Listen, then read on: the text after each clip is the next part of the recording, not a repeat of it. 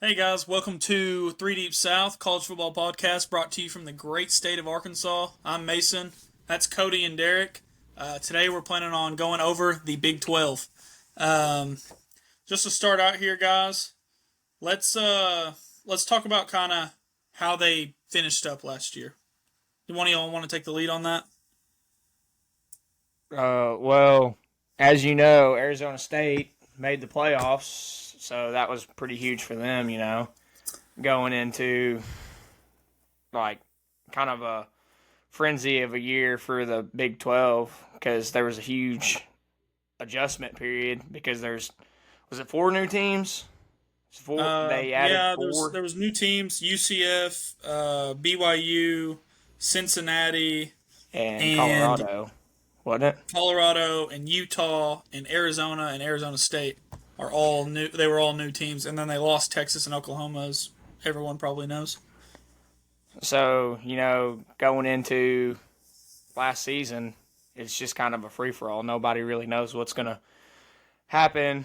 And then you get towards the end of the season, and there's a couple teams that kind of started to pull away. I mean, I think 3 through 5 in the standings were pretty close as far as the record was. They ended up like 7 wins apiece. So it was like pretty hard to break away right there. Right. So, I mean, Well, and even like so, Arizona State won the conference, but Iowa State was pretty good last year. mhm. Colorado won 9 games. BYU was in a bowl game with Colorado, beat the brakes off of them. So I mean, they had a pretty competitive year, but that's not out of the norm for the Big 12. Kind of, it's always kind of a crapshoot. You never really know what you're going to get with this conference, essentially. Um, so obviously, we need to talk about um, who we're going to pick to kind of win the conference. We're going to go over some teams today. We're going to maybe talk about some sleeper teams that might be down on the odds right now, but as you know, like we just talked about, as you know, in the Big 12, things are never consistent.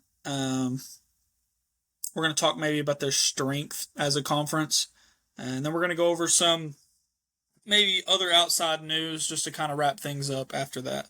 So, Cody, do you want to start with one of your teams that you picked to kind of go into? Yeah, so I'm gonna start out by talking about BYU. I like their program and what they're doing. Mm-hmm.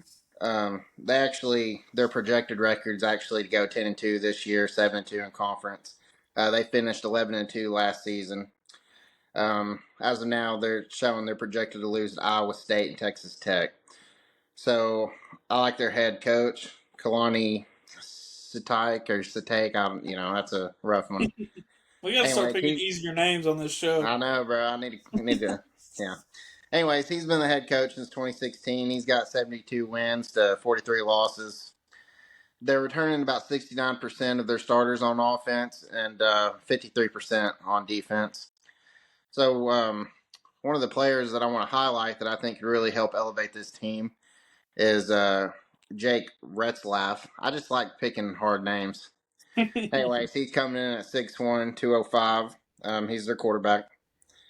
Last season, he threw for 2,900 passing yards, rushed for about 417, 20 TDs to 12 interceptions. Sorry, he came in and finished with a 61% QBR. Um, a little to be desired there, but solid nonetheless. I mean, if you're going to sling it, you're going to throw some picks. On defense, they're bringing in Jack Kelly. He's a linebacker. He was all Big 12 first team All American. He started all 13 games, had 51 total tackles, 33 solo with 5 sacks, 1 interception, 2 forced fumbles. Um, I think with returning this many players in today's age, I think that's going to help this team possibly make some noise. I don't, they're projected to do well. I don't see a reason why they wouldn't, as long as injuries and things like that. And if the quarterback can pick it up just a little bit, I'm not saying I'm just kind of nitpicking here. I really think BYU could make some noise in this conference this year. Well, and they were a team last year that down the stretch, they were undefeated for a long time. They really set themselves up to make that step to the conference championship. They just kind of faltered against Arizona State, Iowa State. I can't remember exactly who won those games, but I think they wound up losing some games down the stretch. But they definitely set themselves up. They were projected to be the bye week team in the playoff instead of Arizona State for a while. They wound up not even making the championship, but they had a pretty good year last year, and they ended, beating the dog crap out of Colorado and Shadur and that whole media circus. So yeah, it Did wouldn't surprise me. you I could see them definitely re-upping and having another good year. did you give the odds for them to win the conference? Or I do chance? not have You it know what the pulled up odds right are on now. that?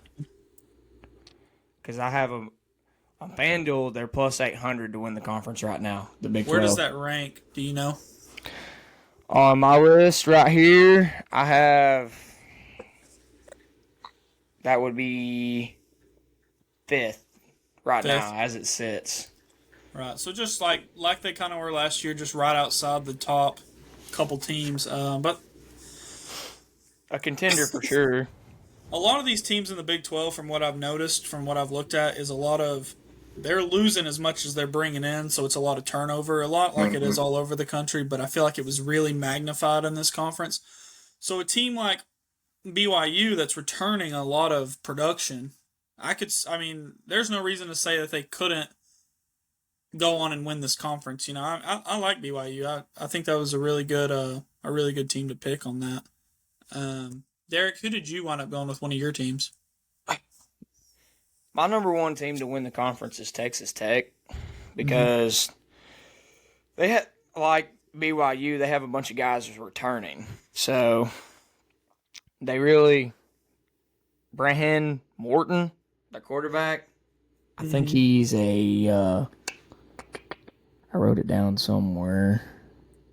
I think he might be a senior, but anyway, he's projected to do something very few quarterbacks have done at Texas Tech. He's in the top 5 right now. He has potential to reach 10,000 passing yards.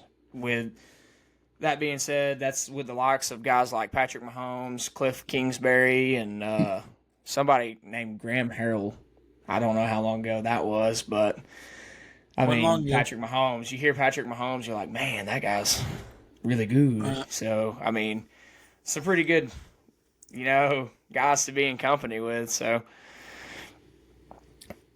he's got 6,000 right now. So, but anyway, they got a transfer from USC that played in 12 games as a redshirt and averaged 7.6 yards per rush. So that's some pretty good numbers for a redshirt freshman, I feel like. I'm not a running back coach, but regardless. Well, it's almost a first down every time you touch the ball. So Right. I would say it's pretty successful myself.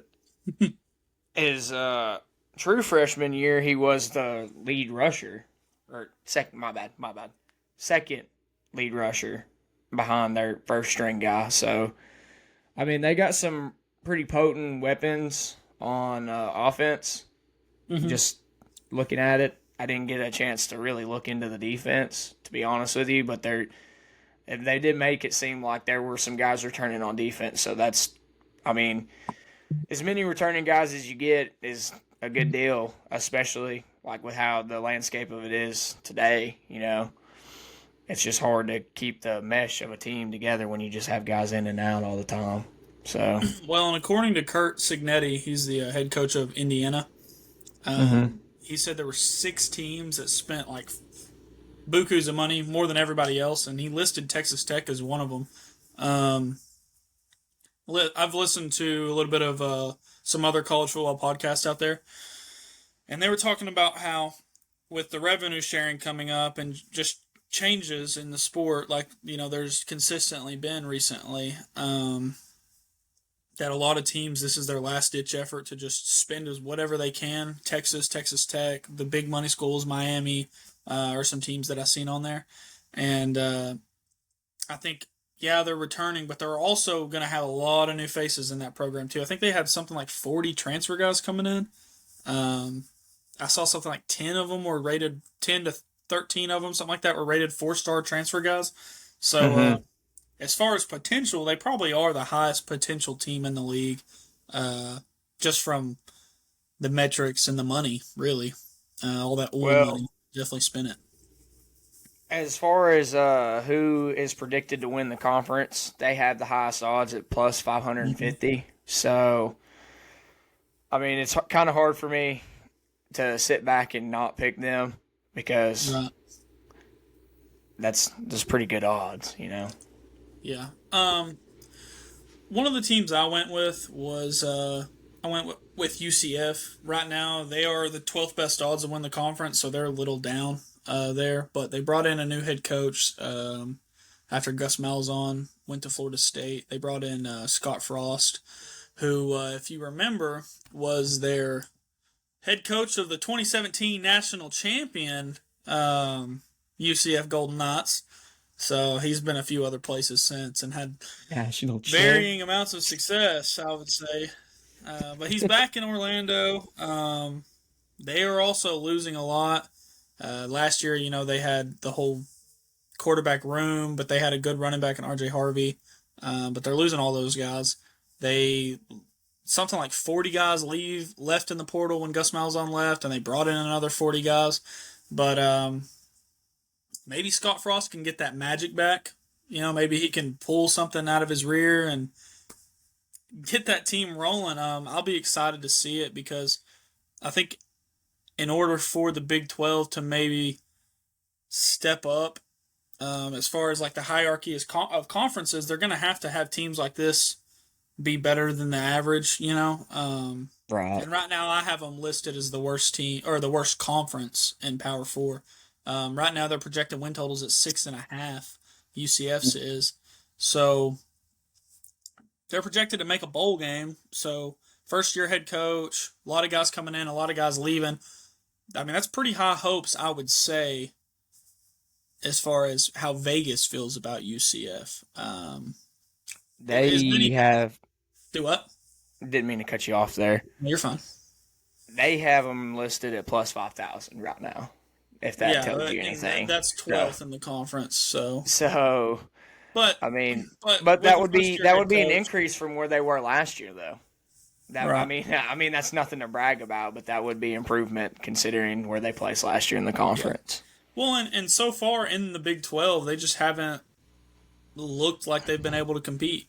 So, I'm hoping maybe that's a change of tune this year for them. Cody, who was your second team that you looked at? Your Colorado Buffaloes. Go Listen, Dion. Your Oh God, Colorado here we go Dions. again. listen, bro. You Oh think I'm man. playing here? All right, so Oh man. Colorado's projected to go 6-6 this season. They're expected to finish 3-6 in conference play. Well, so I dug a little deeper. What was Colorado's weakness last year, or one of their main ones? I mean, Offensive offensive line. line. I'll scream it Yeah. again. Offensive line. Okay. They couldn't block anything. Well, let me just share with you what Dion's done this offseason, right? Okay. He's got 2 4-stars and 1 3-star coming out of high school to join the squad. He also hit the transfer portal. He got 6 linemen out of the transfer portal, 3 of them from the SEC. I know Ole Miss fell victim. I believe A&M, and there was another school I can't remember off the top of my head. So we're addressing those issues. We should have backups for the backups. Surely we can have some sort of protection or actually have a running game. I think that was one of the biggest weaknesses because there was no line, there was no running game. You can have athletes all day, but if you don't have the big boys down in the trenches, you're not. You're not going to do well. So I have confidence that the O line is going to be much better, and with quarterback who we talked about last week, Caden, it should be a pretty good season, hopefully. And I went ahead and dug some stats. Obviously, he was a transfer. We determined that. Well, he spent the last 4 years at Liberty. Then he threw for just under 6,000 yards there and 56 touchdowns. And honestly, that's not bad for career stats. I think I may have been like, you had less than 2,000 passing yards last year. well, I think he's a solid quarterback. I think with the receivers that we got, um, it's going to be a good season for Colorado. So I picked Colorado to finish at 8-4. I went through their schedule one by one. I think they will fall to Arizona State, Kansas State, BYU, and I think they lose game one to Georgia Tech. Some of the upsets I see them making, I think they're going to take TCU at TCU, and I think they're going to take down Iowa State. So I have them finishing 8-4, respectable season.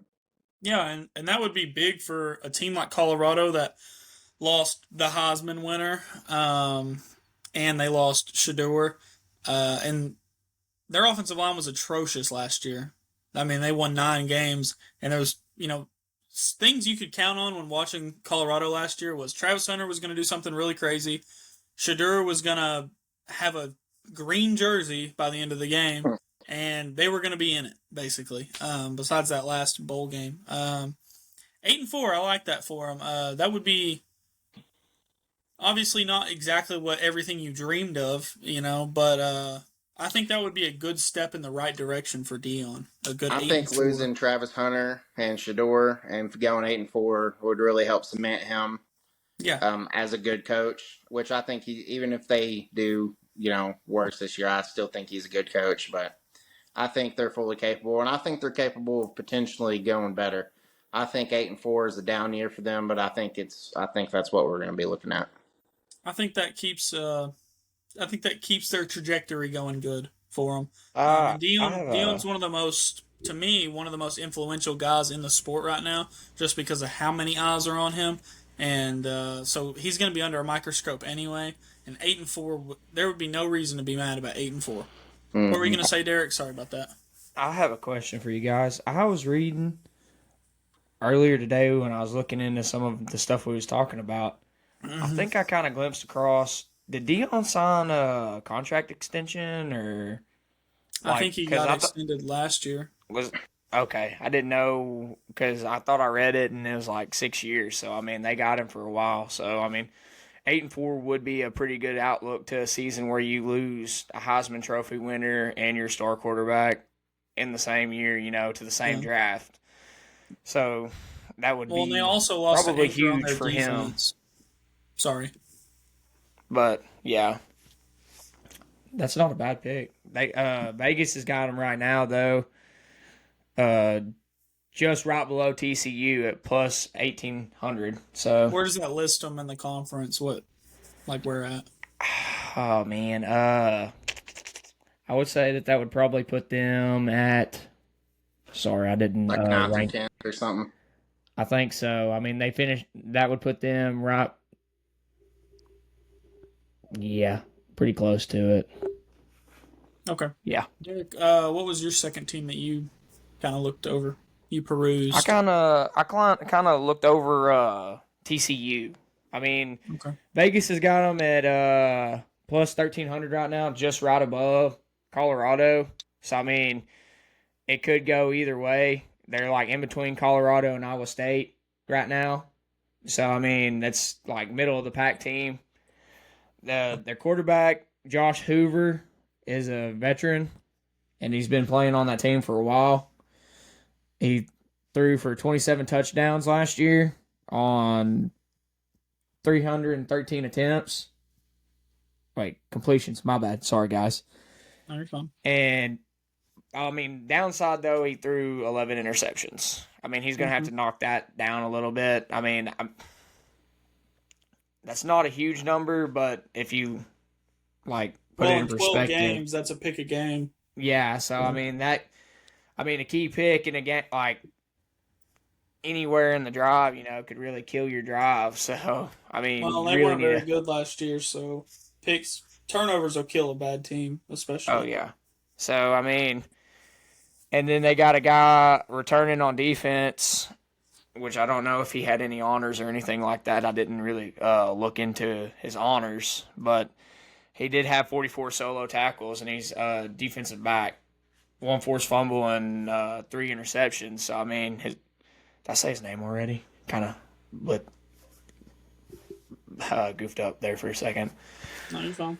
Bud Clark. My bad, guys. You're Anyway, fine. but they're pretty stoked about him. Is what I was reading. They What's had their? So you said their outlook was like 9th or 10th. yeah, in that range, like 8 to 10. Do you think Sonny Dykes will survive the season if they finish like that?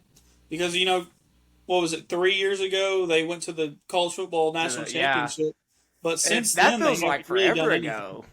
Yeah, And they got like feels like an eternity. I mean, then the next season, I mean, they just completely like fell apart. I mean, you would think that they want some kind of change in a system where, I mean, they're not usually a traditional football school, but I mean, you got to think in the college football playoff 3 years ago, that's somewhere you want to be again. Like, as being a fan, you want to get back in that position.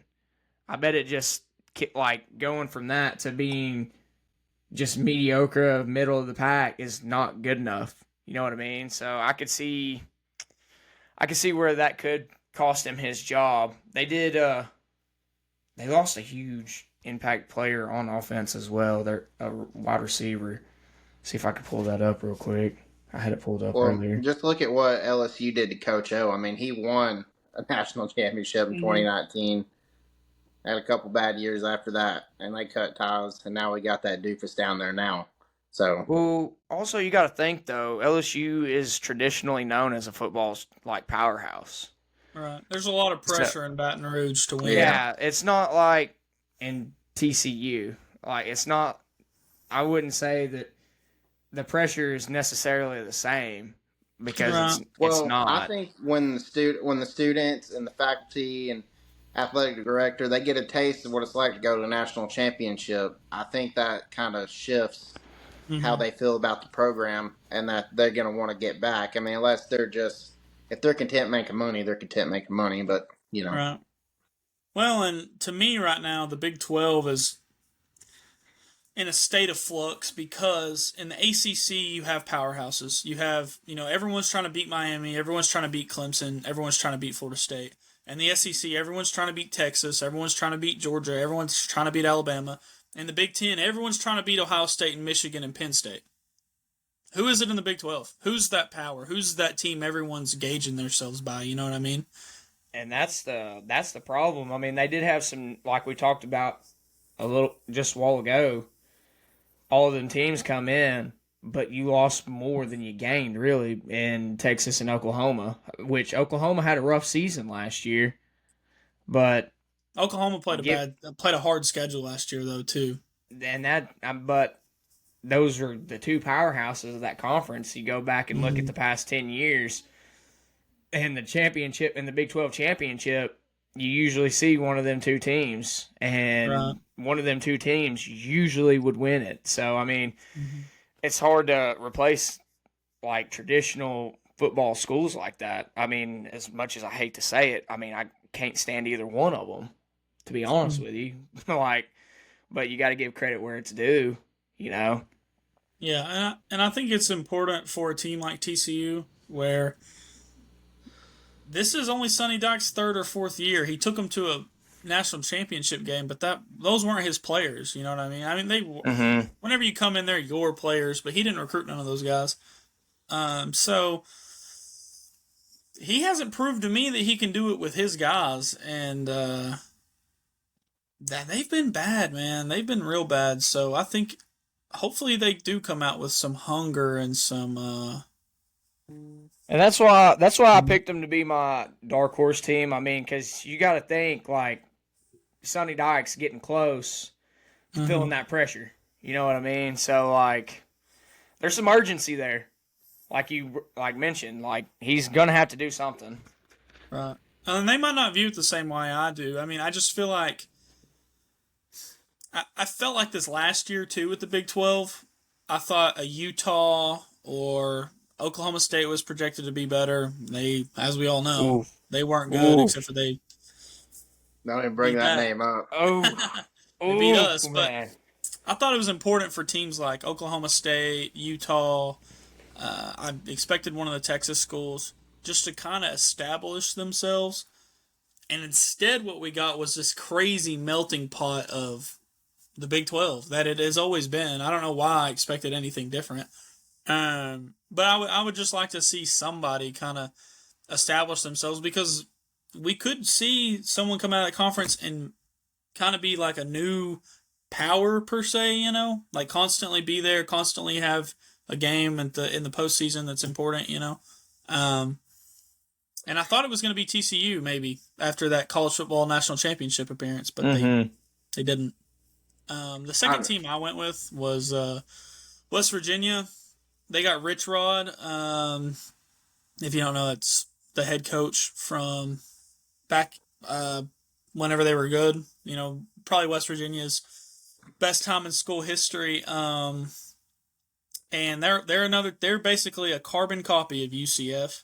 They're just in Morgantown instead of Orlando. They lost 30 guys and brought in 35 guys. Not a lot of continuity. They got a tough schedule coming up. I'm pretty sure they play Penn. No, they don't play Penn State. They play Pitt in the non-con. So I'm interested to see what these teams that are bringing back guys are, because like whenever Arkansas brought back Bobby Petrino, I was really excited just to see what that looked like. And I think it's just an interesting story for them. Again, they're another team that's projected like 15th in the conference on FanDuel, and another win total that's hovering around bowl eligibility. I don't even really know what they're returning either. They lost so much and they brought in so much that it's just going to be interesting to look at. But I think it's important for these Big 12. I think it's important for these Big 12 teams to make moves like this, where they bring back a guy that has had success there, just to maybe establish themselves. Because like we talked about, they don't have any big dogs, so why not West Virginia? And a team in the Big 12 in the past that has finished, or that is projected in the preseason to be one of the 10th worst teams in the conference, winds up winning it. I just think it would really, more than anything, be cool to see a team like West Virginia win I think whenever West Virginia is good, it's almost must-watch TV, because they have a really cool home atmosphere. They're out there in the mountains.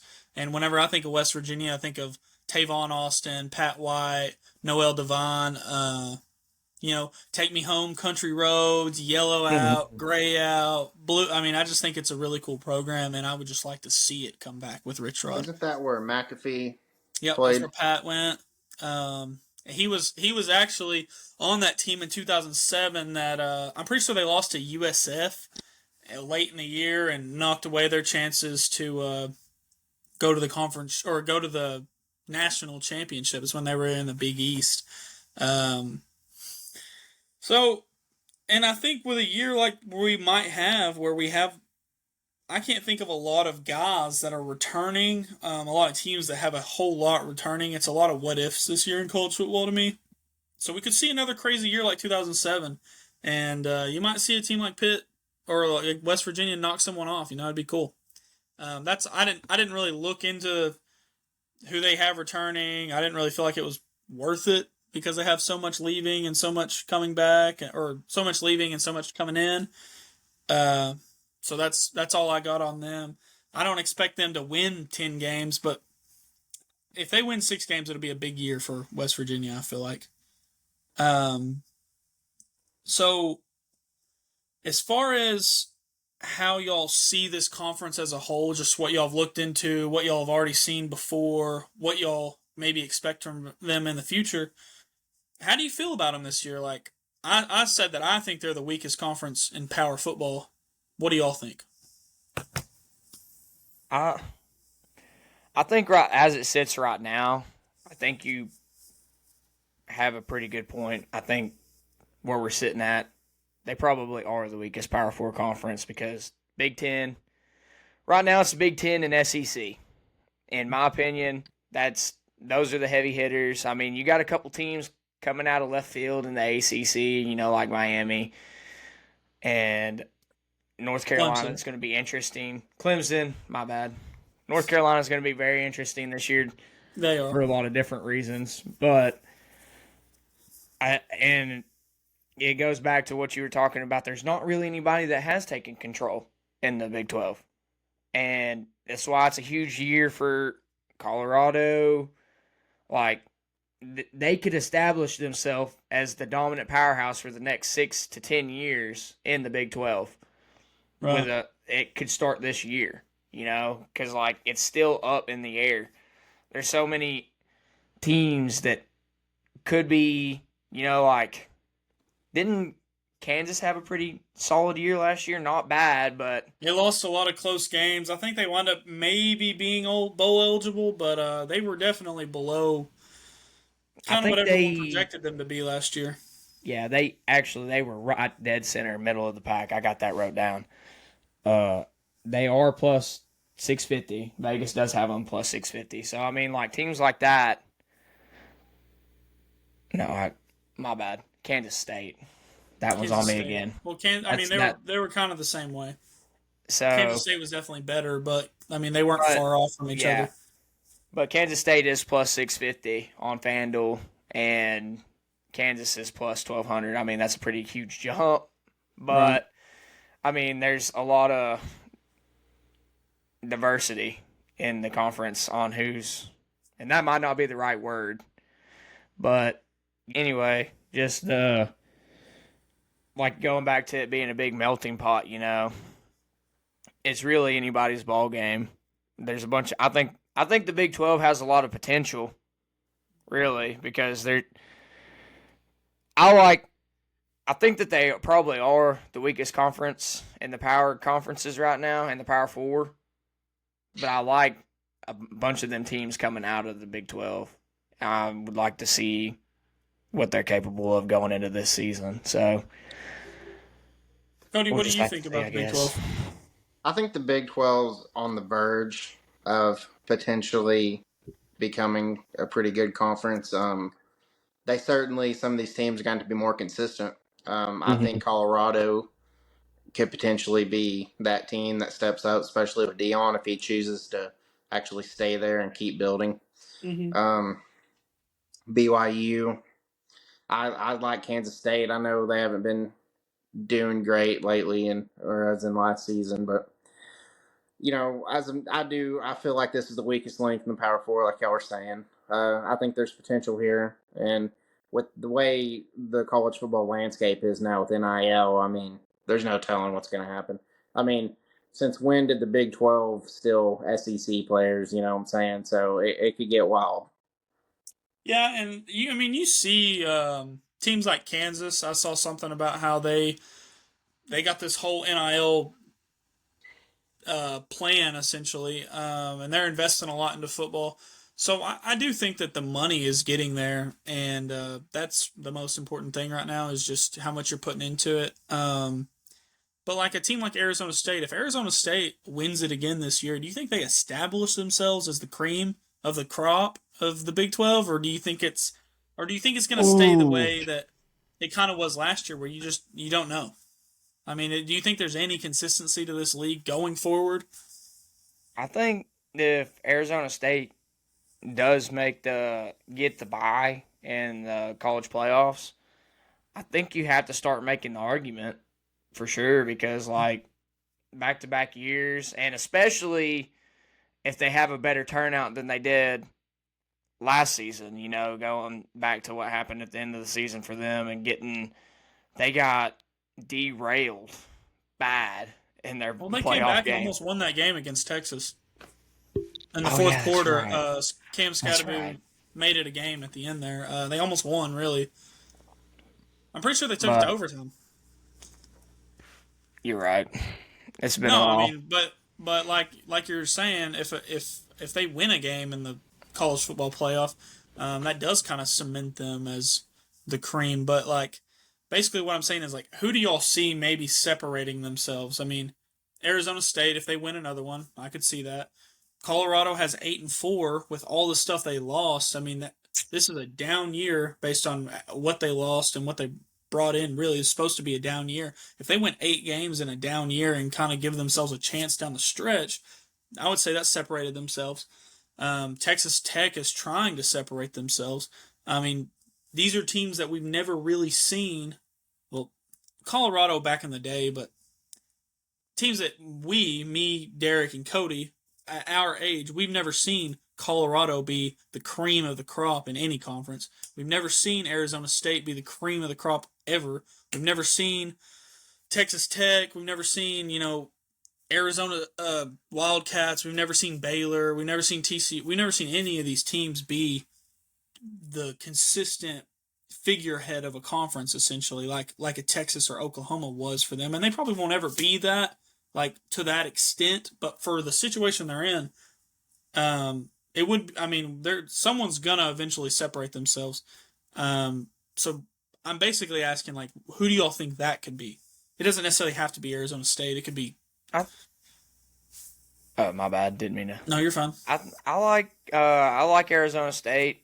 I mean, right now as it sits, the only person I can really say is Arizona State because I mean, it was close all season last year, so it's kind of really hard to pick just a clear cut right now. But I also really really like Iowa State. I like the Cyclones a lot because they have been pretty good and putting out some consistent draft pick like prospects. Mm-hmm. I mean, they were kind of right in the mix there with everybody else. I mean, they played in the Big 12 Conference Championship game last year. Yeah. So, I mean, that's somebody else that, I mean, we didn't really go in depth over, but somebody to keep an eye on for sure. I mean, they're plus 1,200 to win the division right now. But when the season fires up, I think we'll see kind of who means business and who doesn't. I mean, it's, as y'all know, it's hard to tell right now in the spring, But I do like Iowa State and Kansas State. Who do you kind of see maybe separating themselves? Colorado, obviously. We know how you feel about Colorado, but is there anyone else? Well, I was going to say Iowa State. I feel like they're the middle child. It's kind of criminal. None of us even really talked about them. Yeah.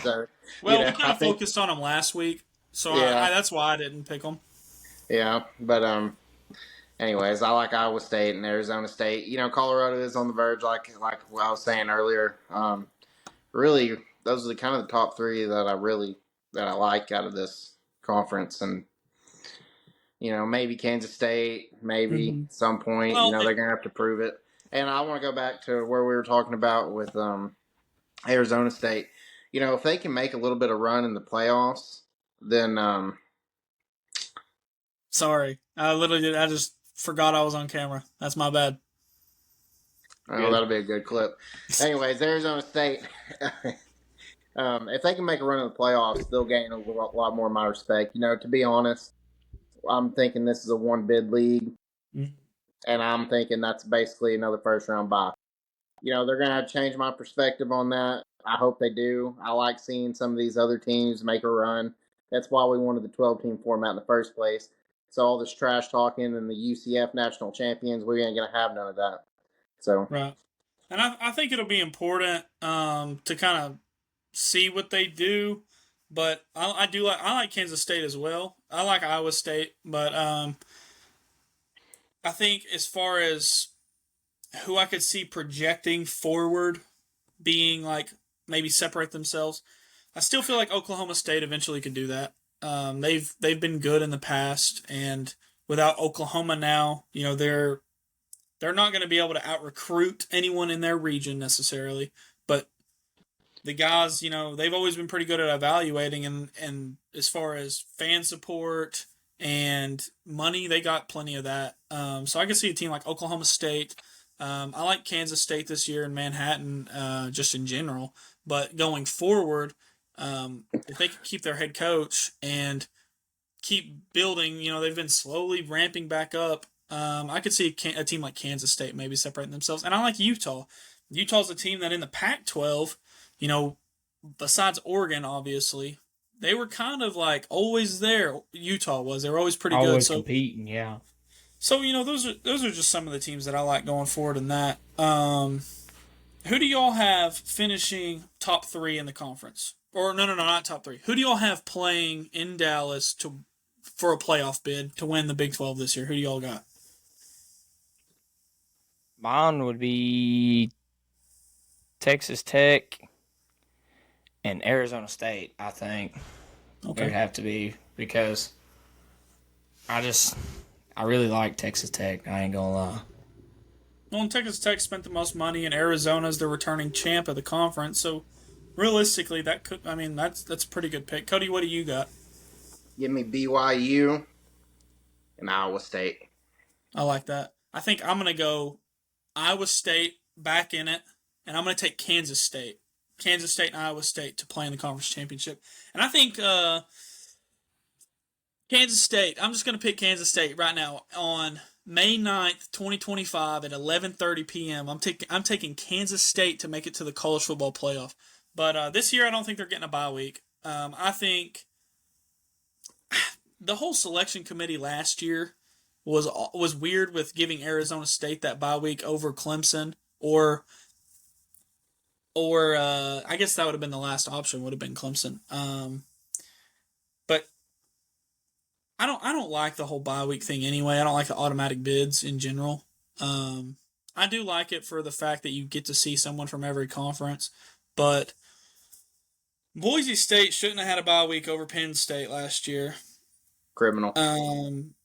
And Arizona State shouldn't have had one over Texas or Clemson. So whatever. But I think the ACC champion gets the bye week this year on that. And then they're going to give it to a G5 school probably again on the bye weeks. What did y'all think about North Carolina banning Bill Belichick's girlfriend from the facilities? What do y'all think that says about how that's going so far? Oh, man, that's not, in my opinion, that's not a very good look. It looks dysfunctional, is what it looks like. Because you have, it looks like it's bringing too much drama to the gridiron. Like, you can't be having a woman causing issues on the football field months before the season even starts. You know what I mean? Like, it's just not a good look, in my opinion. Not a good look at all. Well, and Cody, I'm sure you got some thoughts on how that looks. It's kind of ironic because Bill Belichick is such this football guy, all focus all the time. Now, he's shacked up with this 20-year-old, and we got nothing but distractions. I mean, did y'all see the interview where, she stormed out expecting him to follow, and he just got to stay there? I mean, it's pretty awkward. I mean, I don't know. It's a weird situation over there. I'm sure it'll be figured out. He's a good coach. I'm excited to see how he does in North Carolina. I don't know if the Patriot way is going to work in this new age of NIL. I mean, it's just interesting because what does he love is control, having total control over this team, and it's college football. There's just you ain't going to have that right now. There's none. He did coach in the NFL. You had free agents and things like that, and he was also the GM of the Patriots, but. I feel like there's less control now than there's ever been, which is for him. I just don't see it. I don't see it going well, but And to me, it almost looks like it's not. I don't want to say he's not taking it seriously, but you're having issues in May with a girlfriend being banned from your team facility. Like, why is she so involved that the athletic director feels like he has to ban her? You know what I mean? Like. Right. It just almost seems like it's not being taken seriously enough.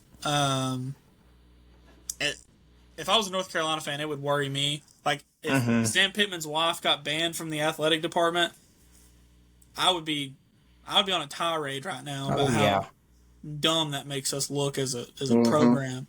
That's all I got on that. I just think it's a little ridiculous. Too much personal life in football. I did see where I think it was a Fox Sports reporter or it was one of their commentators was talking about how he's one girlfriend away from being a nobody. Like, how do you think if this all falls apart, how does that affect his legacy? You know what I mean? Like the girlfriend, and like take a side away. Like don't even look at the girlfriend aspect of it. Just like look at it as a pure football standpoint. What do you think that means? Like it means for his legacy if this doesn't work out. Well, I don't think it's going to affect his legacy per se. I mean, he won 7 Super Bowls. I feel like he could probably streak across Chapel Hill butt naked, and you can't take that away from his ability to coach in the NFL. But he's never coached in college, so to me, in college football, he doesn't have a legacy. Mm-hmm. To be honest with you. So you're saying like clean slate? We're just like wiping, like we're in college. We're not taking into account how it affects NFL, like his time with the Patriots at all. If I was projecting North Carolina's season today, just based off vibes, I guess you could say, as the kids would say, vibes, you would take into account his ability to win at that level. But as far as like in 20 years, whenever I'm talking about this, I won't remember any of this about his girlfriend. So, right. I think it's just something to talk about right now in May. But if this happened in November, I wouldn't even know it. That's valid. Cody, do you got anything about what's going on around college football right now? Any crazy things? Any news that we have maybe might have missed? Yeah, well, one of our old friends was in the news recently. Coach Urban Meyer. Love to see him whenever I can. Oh, yeah. I'm going to read a little quote. From Coach Meyer, okay? If you lie as a college football coach to the NCAA, in my personal opinion, you're done. You're finished. Coming from him, that's the most hypocrite statement. I mean, he's not a good person. He might have been a good college football coach. He is not a good person. You know he was breaking rules in the NCAA to get some of these players. You can't tell me otherwise. I mean, good Lord, I don't know if y'all watched the documentary on Aaron Hernandez, the stuff that was going on at Florida. Yeah. Like, he knew all his players were criminals. He had a lawyer on staff to, be there every time they got in trouble. Mm-hmm. And he knew how, like, Hernandez was doing all this crazy stuff, but he was a good football player. What do good football players do? They win you games. What happens if you win games? You get more money. That's all he cares about. He doesn't care about the kids, That's why he's never going to be, and, he'll, in my mind, he'll never be Mount Rushmore of college football coaches, or even in the conversation. Not only do you got to win big games, I think you got to legitimately care about the kids you're coaching. Yeah, and, I mean, you'd never hire him as your ethics coordinator, for sure. Right. I mean, I would hire him to run my offense. I'd take Bobby P over him any day. Maybe not as a head coach. But motorcycles. Yeah, I'd have to. Yeah. Oh yeah, ethics. I forgot. I mean, that's a good discussion. I feel like. I mean, who would you rather have as your ethics coordinator? Would you rather have Bobby Petrino or Urban Meyer? Now, I would say in recent years, Bobby Petrino, but I don't know. Bobby Petrino's all about discipline, in a sense. So I don't feel like it's as bad per se. Bobby Petrino definitely. I don't know. That's hard to say. It's hard to say. There just hasn't been very many scandals around Bobby Petrino's teams. It's mainly just his personal preferences. Yeah, blondes and Harleys. That's right. Urban Meyer, though, goes to a bar and puts his hand on a young girl, and he don't care who's watching. Nope, and his teams are known commodities. He doesn't fly back with the team so he can go to the bar while his family is at home. I mean, come on. Whatever. I think anything he has to say about ethics is to be taken with a grain of salt. I mean, like, not for me, but I'd be, if I was a head coach, I think I'd be focused on winning football games, not blonde's booty at a bar. His NFL tenure was so short-lived. Right. He was awful. Potential loss there, too. Well, and when you don't have the machine of Ohio State or Florida. And total control where you're getting these top recruits. Right. Like Florida and Ohio State have to recruit, but if you open your mailbox and you get a letter from the University of Ohio State, Just Ohio State. If you get a letter from Ohio State, you're going to be excited regardless. And so from there, I feel like recruiting's probably a little easier. They got a lot of resources. Jacksonville Jaguars, you can't recruit. You got to draft and, Actually coach. Actually coach, yeah.